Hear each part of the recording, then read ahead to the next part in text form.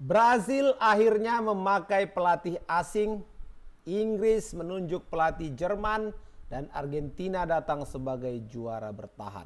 Jadi di Piala Dunia 2026 ini bakal terjadi perang taktik paling brutal dalam sejarah sepak bola dunia. Karena Piala Dunia 2026 ini akan berbeda dari semua edisi-edisi sebelumnya.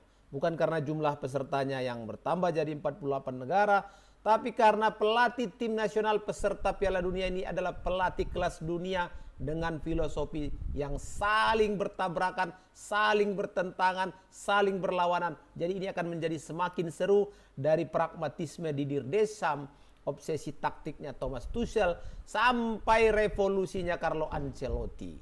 Jadi sobat-sobat, sebelum kita kupas lebih lanjut tentang 48 pelatih yang akan menukangi tim nasional negara masing-masing di Piala Dunia ini, jangan lupa kalian untuk like, share, subscribe, dan berikan komentar terbaik kalian di video Papa Tola Football. Sobat-sobatku yang luar biasa, ya. Kalau Piala Dunia kan disitulah ajang pertarungan para elit, ya, baik tim nasional, pemain, pelatih, ya kan. Pestanya sepak bola. Jadi wajar ya. Kalau sekarang ini Piala Dunia 2026 kita tidak hanya bicara soal Mbappe, Vinicius, ya Bellingham, Lamal, tapi ada 48 pelatih yang membawa 48 ide sepak bola berbeda. Jadi akan lebih banyak drama, akan lebih banyak perang taktik, dan tentu saja disinilah terlihat siapa yang paling jenius, siapa yang bisa mengubah sejarah dunia, siapa mastermind terbaik di World Cup 2026. Sobat-sobatku yang luar biasa, ya. Kalau kita bicara tentang level kompetisi yang lebih kompleks, jadi akan ada perang ide, pendekatan taktik, perang adaptasi, dan juga psikolog, ahli data, pengatur tempo permainan, hingga pemimpin politik di ruang ganti. Harus ada sobat kalau ini Piala Dunia. Dan dengan 48 pelatih dengan latar belakang yang berbeda ini, bayangkan ada yang legenda sepak bola, ya artinya secara waktu jadi pemain dia legenda. Ada yang spesialis turnamen, ada yang ahli pressing, ada yang motivator emosional, hingga pelatih pragmatis yang fokus pada hasil akhir. Jadi kalau kita bicara tentang era baru pelatih Piala Dunia, dengan melihat perkembangan selama 15 tahun terakhir, pengaruh pelatih itu meningkat drastis. Dulu kualitas individu sering menjadi penentu utama. Kini ya, kalau dulu kalau ada dua pemainnya yang jago ngutak-ngatik bola di lapangan, udah peluang menang itu. Itu dulu. Tapi kalau sekarang nggak main lagi sobat. Sekarang bicara struktur permainan. Sekarang era pressing, sekarang era build up.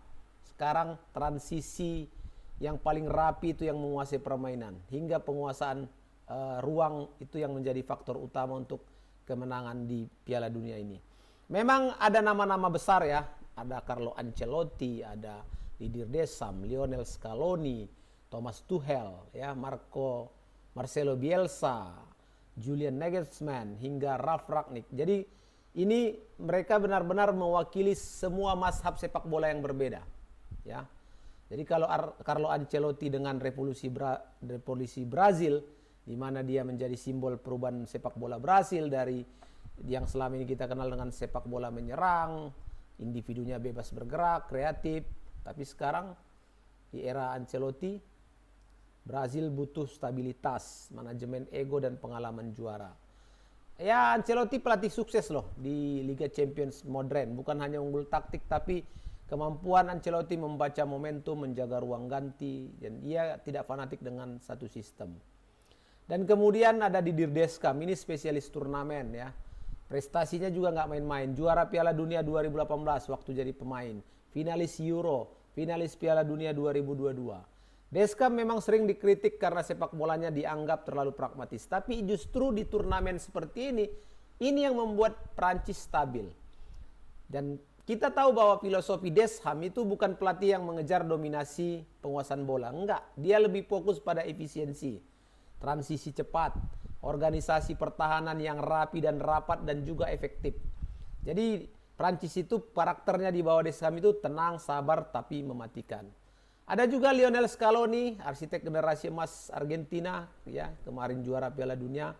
Dan kuncinya itu adalah dia bisa membangun chemistry, solidaritas, dan juga fleksibilitas taktik. Dan ada juga faktor Thomas Tuchel ya. Ini harapan baru Inggris nih. Karena Inggris saat ini ya bertahun-tahun gagal memaksimalkan potensi, dan Tuchel dipanggil karena dia punya taktikal obsesif ya, sangat detail dia dalam struktur pressing, build up, posisi antar lini. Jadi ada tantangan lah untuk Tuchel. Di mana pelatih Jerman ini bisa nggak bawa Inggris ya. Kita tahu bahwa Jerman Inggris ini sebenarnya termasuk musuh bebuyutan sepak bola Eropa. Kemudian ada juga Marcelo Bielsa yang saat ini menukangi Uruguay ya. Ini keren ini Marcelo Bielsa. Julian Nagelsmann, wajah baru Jerman. Dan dia sudah juga memanggil Neuer untuk kembali menjadi penjaga gawang tim nasional Jerman di Piala Dunia ini. Ada juga Bapak Gegenpressing, siapa lagi kalau bukan Ralf Rangnick. Ini disebut good father of Gegenpressing. Karena apa? Pengaruhnya besar ini terhadap Klopp, terhadap Tuchel, terhadap Nagelsmann. Karena prinsip utama si Rangnick, ya filosofinya Rangnick ini, saat kehilangan bola, rebut kembali secepat mungkin. Jadi di tangan dia Austria ini memang tidak punya pemain kelas dunia sebanyak negara lain. Tapi di tangan Ralf Rangnick, ini Austria bisa dengan tim yang terorganisasi, disiplin, dan juga agresif. Jadi bisa jadi kuda hitam ini Austria di tangannya Ralf Rangnick. Dan dari Asia ini yang menjadi dinanti-nanti oleh Papa Tola ya, evolusi Asia siapa lagi kalau bukan pelatih Hajime Moriyasu ya. Karena Jepang bukan lagi tim sekedar tim-tim kejutan.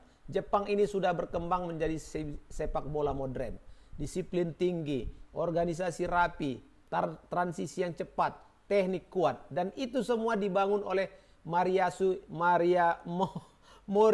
berhasil membangun identitas yang jelas untuk Jepang saat ini. Dan kemudian kan Jepang sudah juga menang atas tim-tim besar di turnamen sebelumnya. Mereka kini negara-negara lain harus respect lah sama Jepang ya. Hati-hati.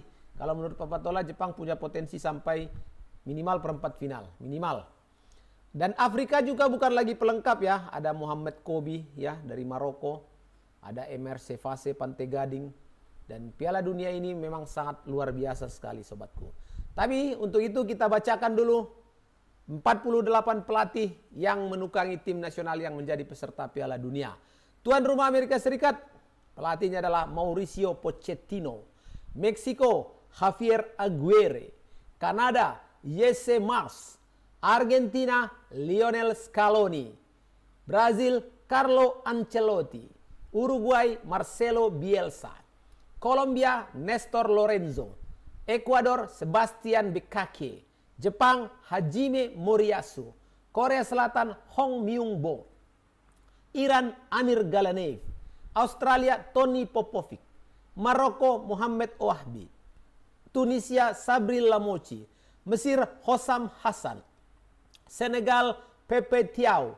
Pantegading, Emer Sefai. Inggris, Thomas Tuchel. Prancis, Didier Deschamps. Jerman, Julian Nagelsmann. Belanda, Ronald Koeman. Portugal, Roberto Martinez. Spanyol, Luis de la Fuente. Turki, Vincenzo Montella. Belgia, Rudi Garcia. Kroasia, Zlatko Dalic. Norwegia, Stel Solbakken. Austria, Ralf Rangnick. Panama, Thomas Christiansen. Aljazair, Vladimir Petkovic. Skotlandia, Steve Clark. Paraguay, Gustavo Alfaro. Uzbekistan, Fabio Cannavaro. Qatar, Julen Lopetegui. Arab Saudi, Georgios Donis. Afrika Selatan, Hugo Broos. Yordania, Jamal Selami. Cape Verde, Bubista. Ghana, Carlos Queiroz. Haiti, Sebastian Migne. Curaçao, Fred Ruden. Selandia Baru, Darren Bazley. Bosnia Herzegovina, Sergei Barbares. Swedia, Graham Potter. Republik Ceska, Miroslav Kovac. Republik Kongo, Sebastian Desabre. Irak, Graham Arnold. Dan Swiss, Murat Yakin. Itu dia sobatku 48 pelatih yang menjadi tukang arsitek dari tim nasional yang bermain di Piala Dunia kali ini. Sampai jumpa lagi sobat, jangan lupa untuk like, share, subscribe, dan berikan komentar terbaik kalian sobatku. Sampai jumpa, assalamualaikum warahmatullahi wabarakatuh.